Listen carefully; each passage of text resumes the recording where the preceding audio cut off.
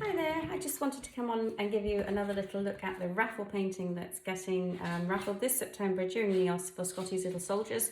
We're helping raising funds, I've got the dog here, we're helping raising funds for Scotty's Little Soldiers. My daughter's running a marathon and I said I'd help raise funds with this painting. So it's oil and it's on oil paper, and when you come to frame something like that, it's quite flimsy. So I thought I'd show you the tip and trick that I use in the studio. Bear with me, the dog is here and she wants in on the action. But here we go. So I have a sticky back mount board from Dale Rowney. So it's got a self-adhesive sticky back. And what I found that, what I found is that it's not sticky enough. It's not adhesive enough for me just to simply put, I can't get the edge on, that's it. For me just to simply pop it onto this tacky bit. So take this off, hang on to that because that you need again in a moment. So it is tacky, but I find that the painting doesn't stick to it enough. So what I do is I add an extra layer of adhesive, and at the minute I'm just using a Hobbycraft basic permanent adhesive spray. I normally have a different one, but I can't seem to source it at the minute, so this I'm hoping will do the job. So just give it a good spray, and I literally am just going to add a layer of adhesive to the sticky back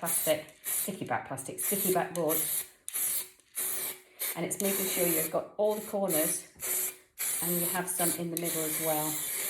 And then the trick is to leave that now until the plastic, God, I've got all my words wrong, until the glue gets really tacky, and then you place your painting on. So I'll come back to that. I'll stop now. I'll come back and I'll show you what I do next. Okay,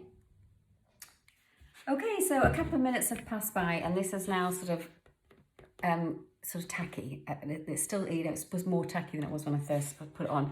The reason I actually use the board and put the paper onto the board is because I don't like putting glass in front of the oil paintings. One, the oil paint doesn't, well, it does still cure, but I just think it's nice to have the oil paint out to the fresh air, and I'm personally really likes to touch a canvas. So yeah, I like to be able to do that to a painting and feel any lumps and bumps and stuff like that. So I kind of like a painting without any glazing on it.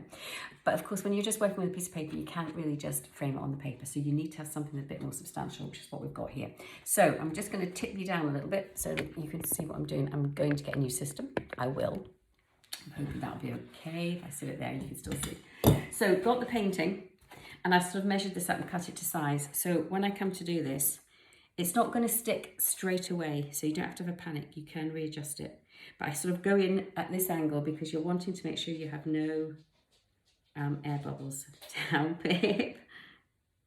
Right, so I'm just, Pip, not just now, hold on. Right, so I'm just going to pop it down. I'm not going to get too precious, I can sort it, like I said. So I've popped it to Pip, just a minute, I've popped it down. I think she thinks I'm talking to her. There we go. And then this is the joy of this bit. So pop that back over your painting. And then the fun starts with the roller, because you really don't want air bubbles, so you're rolling out from the centre onto your board, right to those edges. And I literally just move that piece of paper around over my painting and just do this a few times. And what you're going to be left with, I hope you can hear me over the rolling, is you've got a much sturdier piece of work that you can frame straight into the frame without any glazing. It's all been varnished, so it's all nice and sealed with retouching varnish, which will allow the oil paint to keep curing. And I'll just roll it out a little bit, keep going. Right, and you'll stop there.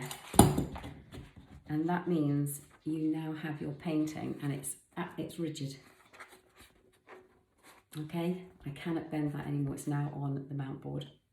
And that means it's ready. I can just pop that into the frame, and I'll do that next and show you in the next video. Okay, hope that helps.